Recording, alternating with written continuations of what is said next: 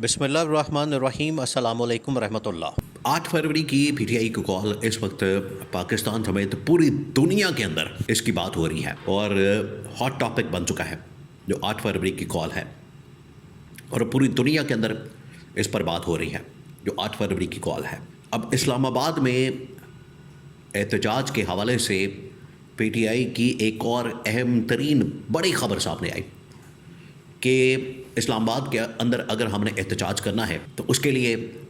وہاں پر نہ صرف ہم عدلیہ کے باہر احتجاج کریں گے، پرائم منسٹر ہاؤس، وزیر اعظم ہاؤس کے باہر احتجاج کریں گے، بلکہ ہم ایوان صدر کے باہر بھی احتجاج کریں گے۔ اب یہ جو پی ٹی آئی کی جانب سے لائے عمل بنایا گیا، اسٹریٹجی بنائی گئی ہے، یہ بڑی سمبولک ہے۔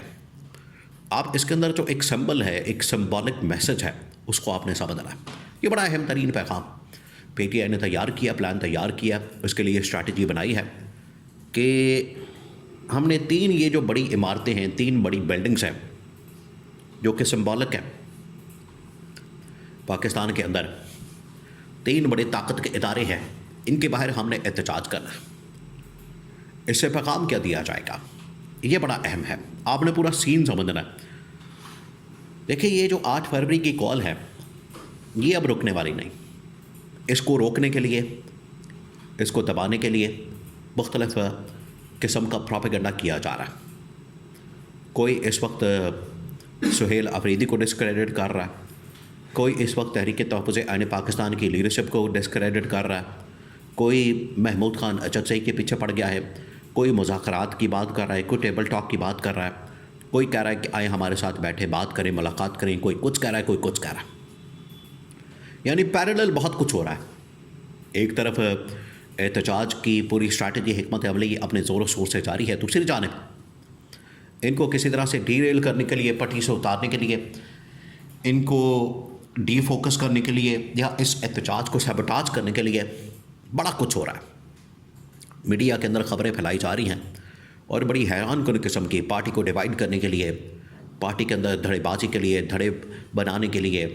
گروپس بنانے کے لیے بڑا کچھ کیا جا رہا ہے۔ لیکن یہ حقیقت اپنی جگہ پر موجود ہے کہ 8 فروری کی کال ایک اٹل حقیقت ہے، اور اسے اب پی ٹی آئی، تحریک تحفظ آئین پاکستان اور تمام جو اس وقت پولیٹیکل پارٹیز ہیں، جماعتیں ہیں، وہ پیچھے ہٹنے والی نہیں ہیں۔ اب جو پلان سامنے آیا ہے وہ اسلام آباد کے اندر دھرنے کا ہے، اور اس کے اندر کہا گیا ہے کہ ہم 3 بڑی بلڈنگز کے باہر سمبولکلی وہاں پر بیٹھیں گے، احتجاج کریں گے،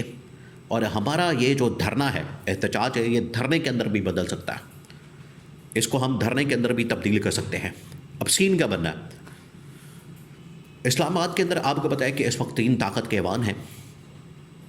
اور تینوں جو طاقت کے ایوان ہیں وہ اس وقت فارم 47 کی پیداوار ہے۔ نمبر 1 پرائم منسٹر ہاؤس، وزیر اعظم ہاؤس، جس کے اندر شہباز شریف بیٹھا ہے۔ شہباز شریف جو کہ فارم 47 کے اوپر، جعلی مینڈیٹ کے اوپر، چوری والے مینڈیٹ کے اوپر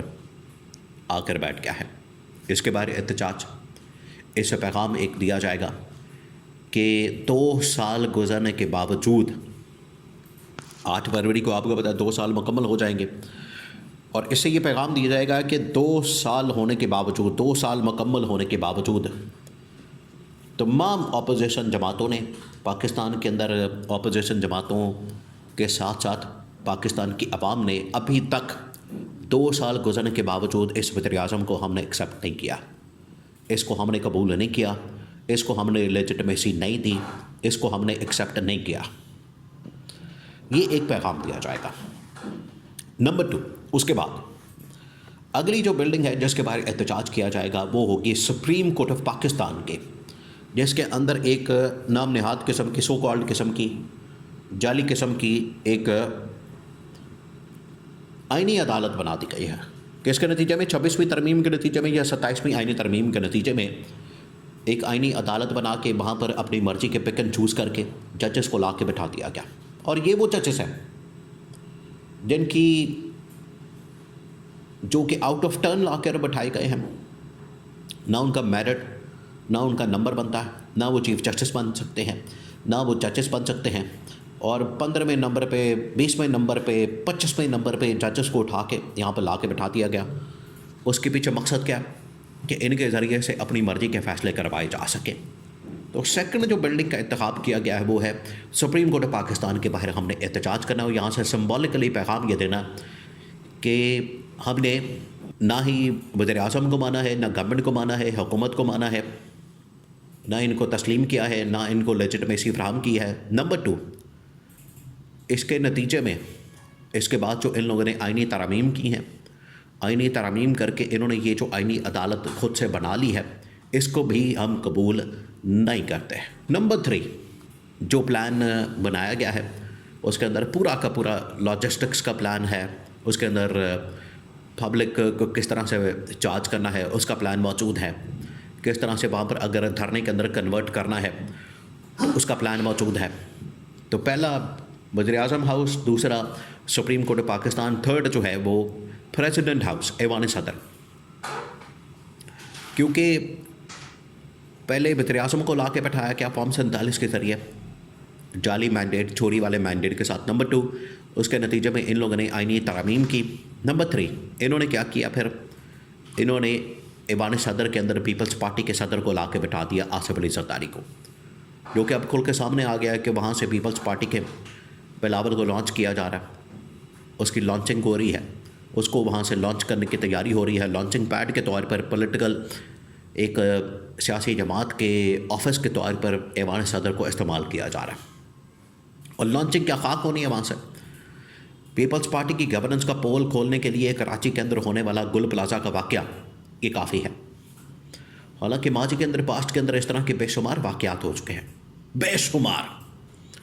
کوئی اس کی حد نہیں ہے. لوگ مر رہے ہیں، کبھی گٹروں کے اندر زندہ مر جاتے ہیں، کبھی پلازوں کے اندر زندہ جل کے مر جاتے ہیں، کبھی فیکٹریوں کے اندر زندہ جل کے مر جاتے ہیں، کبھی خودکشیوں سے مر جاتے ہیں، کبھی بھوک سے مر جاتے ہیں. یعنی پاکستان کا حال یہ ہے.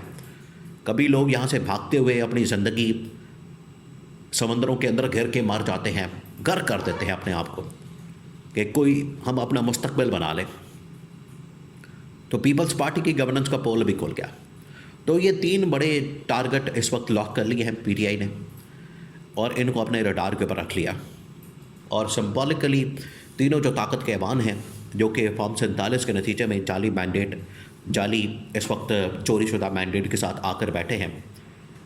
وزیر اعظم ہاؤس، نمبر 2 آئینی عدالت، نمبر 3 ایوان صدر، تینوں کے باہر پہلے احتجاج، اس کے بعد اس کو دھرنے کے اندر کنورٹ کرنے کا پورا پلان پی ٹی آئی نے 8 فروری کے لیے تیار کر لیا ہے. اور اس دن پھر دمادم مست کلندر ہوگا، اور اس وقت تک یہ لوگ بیٹھیں گے جب تک کہ صحیح معنوں میں حقیقی آزادی، صحیح معنوں میں پاکستان میں یہ تمام کا تمام معاملہ، نظام، ہائبرڈ ماڈل، اس کو ریورس نہیں کر دیا جاتا.